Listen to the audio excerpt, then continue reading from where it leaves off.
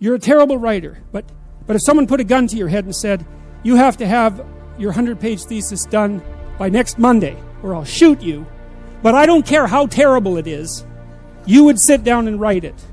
And the thing is, then you have it, right? Then you have something, and then you can fix it. You can iterate and fix it. That bad first draft, that's the most valuable thing, and so that's what you need. You need a bad first draft of yourself.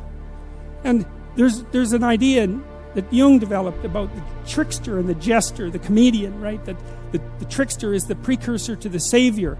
That's one of the things I learned from Jung that was just, it's so unlikely. You'd never think that. It's so amazing that might be the case. But the satirical and the ironic and the troublemaker, the comedian, the fool is the precursor to the savior. Why? Because you're a fool when you start something new. And so if you're not willing to be a fool, then you'll never start anything new. And if you never start anything new, then you won't develop.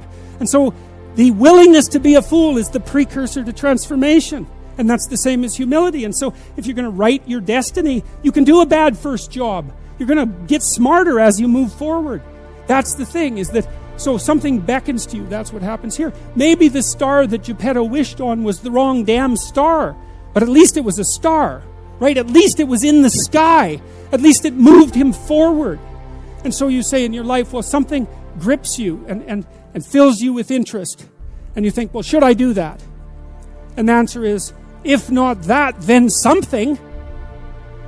What if it's a mistake? It's a mistake. Rest assured. What do you know? You're going to stumble around, right? And what's going to happen is this. You're going to not stay in stasis. You're not going to wander around in circles. And I see people like that. They said, well, I never knew what to do, and now I'm 40. It's like, that's not so good. That's not so good. And you might say, well, and there is a literature, too, that suggests that people are a lot more unhappy when they look back on their lives about the things they didn't do than they are about the mistakes they made while they were doing things. And so that's really worth thinking about, too, because there's redemptive mistakes. And a redemptive mistake would be a mistake that you make when you go out and try to do something. You know, you think, okay, I'm going to try to do this. And you're not good at it. You make a bunch of mistakes. It's like, what's the consequence? If you pay attention, is you're not quite so stupid anymore. That's the thing, is you've been informed by the results of your errors. And so what happens is you follow the beacon, you follow the light.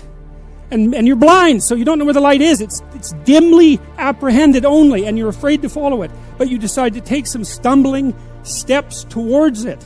And as you take stumbling steps towards it, you become illuminated and enlightened and informed because of the nature of your experience, because you're pushing yourself beyond where you are, and you're going into the country that you have not yet been in, and you learn something. And so what happens then is the star moves. You move 10 feet towards it and you think, no, that's not right. I didn't get it right. It isn't there. It's actually there. And so then you see it somewhere else and you shift yourself slightly and you move forward. And that's what happens, is that you continue as you change. The thing that guides you forward moves, right? It's like God in the desert in Egypt, the pillar of light that you're following. It's moving. It's not a permanent thing. You move towards it, it moves away, it guides you forward. And so you say, well, is what I'm aiming at paradise itself? And the answer to that is no, because what do you know? You couldn't see paradise if it was right in front of you, but you might get a glimmer of it.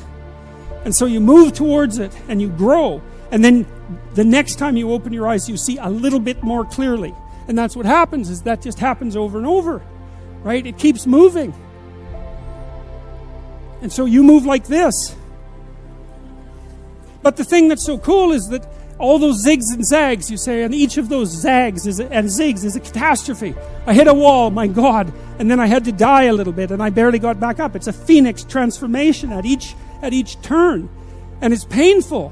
But the thing is that even though you've traveled 20 miles, let's say, on that road, and you've only moved 3 miles forward, you've moved 3 miles forward. Instead of falling backwards, because that's the thing too, is that if you stand still, you fall backwards. You cannot stand still, because the world moves away from you if you stand still. And there's no stasis, there's only backwards. And so if you're not moving forwards, then you're moving backwards. And that's more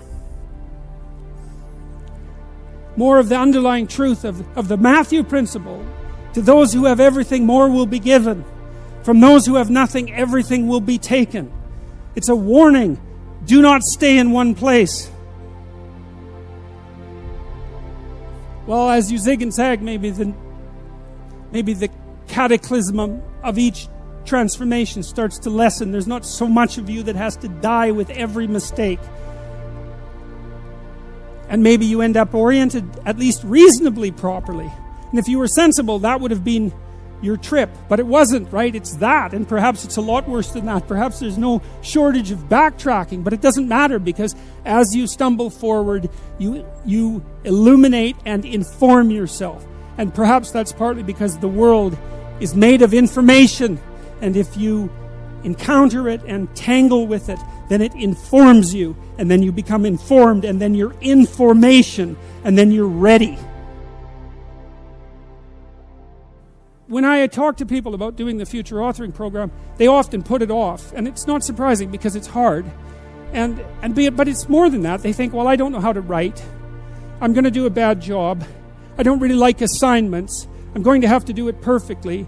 I need to wait till I have enough time. And like one of those is enough to stop you cold, and all 5 of them, you're just done. And so I tell people, do it haphazardly, a tiny bit at a time, and badly, because you can do that. I tell my students when they're doing their theses, master's thesis, write a really bad first draft. And then we have a little conversation about that, because they don't think I mean that. Because it sounds like a cliche in some sense. It's not a cliche. It's not a cliche at all.